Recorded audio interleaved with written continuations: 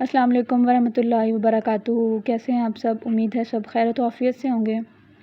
میں آپ کے لیے نئی ویڈیو لے کر حاضر ہوئی ہوں، جس میں میں آپ کو بتاؤں گی کہ اگر ہمیں قبلے کی سمت معلوم نہ ہو تو اس دوران ہمیں کیا کرنا چاہیے، کس طرف منہ کر کے نماز پڑھنی چاہیے۔ قرآن پاک کی آیت ہے، سورہ بقرہ کی آیت نمبر 144 میں ارشاد باری ہے، وَحَيْثُ مَا كُنْتُمْ فَوَلُّوا وُجُوهَكُمْ شَطْرَهُ، اور تم جہاں کہیں بھی ہو نماز کے لیے اپنے چہرے قبلہ کی طرف کر لو۔ نماز کے لیے قبلے کی طرف رخ کرنا ایک لازمی شرط ہے۔ اگر ہمیں قبلے کی سمت میں شک پڑ جائے، یعنی ہمیں معلوم نہیں ہے، ہم کسی نئی جگہ پہ گئے ہیں، ہمیں پتہ نہیں ہے کہ کس طرف قبلہ ہے، ہم نے نماز ادا کرنی ہے اور کوئی بتانے کے لیے بھی ہمیں وہاں موجود نہیں ہے، تو ہمیں یہ کرنا چاہیے کہ جس طرف جو ہے وہ ہمارا دل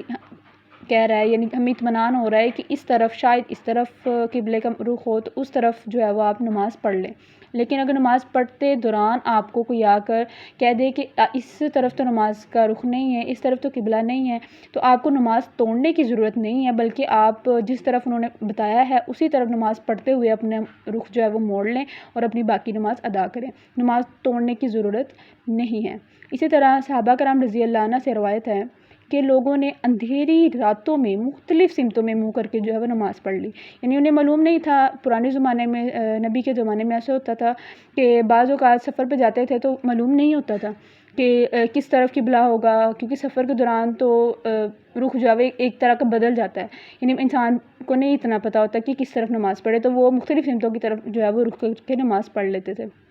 لیکن جب حضور صلی اللہ علیہ وآلہ وسلم کو معلوم ہوا تو آپ صلی اللہ علیہ وآلہ وسلم نے نماز دوبارہ ادا کرنے کا حکم نہ دیا، بلکہ اسی نماز کو درست قرار دیا۔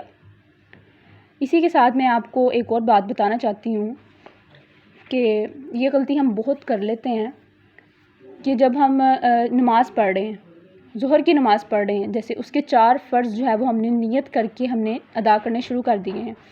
اور اب ہم پڑھ رہے ہیں اور پڑھتے دوران ہی ہمیں جو ہے وہ غلط فہمی ہو جاتی ہے کہ پتہ نہیں ہم نے 2 پڑھ لیے ہیں، اگر ہم نے 3 رکعتیں پڑھ لی ہیں اور ہمیں یہ لگتا ہے کہ ہم نے 4 پوری کر لی ہیں، یعنی ہمارے دل کو یہ ہوتا ہے، وہم ہو جاتا ہے کہ پتہ نہیں 4 کی ہیں یا پتہ نہیں 3 کی ہیں، لیکن ہم 3 پر ہی سلام پھیر دیتے ہیں، تو وہ غلط ہے۔ یعنی کہ ایک رکعت چھوڑنی نہیں ہے۔ اگر آپ کے دل میں یہ شک پیدا ہو جاتا ہے کہ یہ رکعت پتہ نہیں میں نے چھوڑ دی ہے یا میں نے پوری کی ہے نماز یا نہیں کی، تو آپ ایک رکعت بڑھا کر پڑھ لیں، یعنی کہ 3 پڑھ لی ہیں تو لیکن آپ کو لگا کہ آپ نے 4 پڑھ لی ہیں، تو آپ سلام پھیر لیں 3 پر۔ تو ایسا نہیں کرنا، بلکہ آپ ایک اور اضافی پڑھ لیں کہ شاید مجھے غلط فہمی ہو گئی ہے یا میں نے ایک چھوڑ دی ہے، چھوڑنی نہیں ہے۔ اور بعض اوقات ایسے ہوتا ہے کہ 4 رکعت ہم نے نیت کر لی ہیں اور ہم 2 پر ہی سلام پھیر لیتے ہیں، اور بعد میں ہمیں یاد آتا ہے کہ ہم نے تو 2 پڑھ لی، 4 پڑھنی تھی، تو پھر میری کچھ بہنیں جو ہے وہ ایسے کرتی ہیں کہ دوبارہ سے 4 فرض یا سنت کی نیت کر کے ادا کرنا شروع کر دیتی ہیں کہ میں نے جو ہے وہ غلطی کر لی۔ تو ایسے نہیں کرنا، کیونکہ اس طرح سے نماز کی ترتیب جو ہے وہ خراب ہوگی۔ جیسے ظہر کے 4 سنت، 4 فرض، 2 سنت، 2 نفل ہیں، لیکن اگر ہم 4 جو ہم نے پہلے سنت پڑھے اس میں ہم نے غلطی کر لی، 2 پڑھ لیے، اس کے بعد دوبارہ سے 4 نیت کر لیں گے تو وہ نماز کی ترتیب جو ہے وہ خراب ہو جائے گی۔ اسی لیے ہمیں یہ کرنا ہے کہ 2 نفل سنت جو ہم نے پہلے نیت کر لیے تھے وہ ہم نے پڑھ لی، اس کے بعد دوبارہ سے ہم نے 2 کی ہی نیت کرنی ہے، یا چاہے وہ فرض ہو، سنت ہو یا نوافل ہو،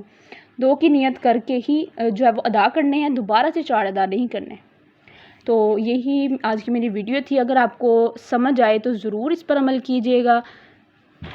شکریہ، دعا میں یاد رکھیے گا۔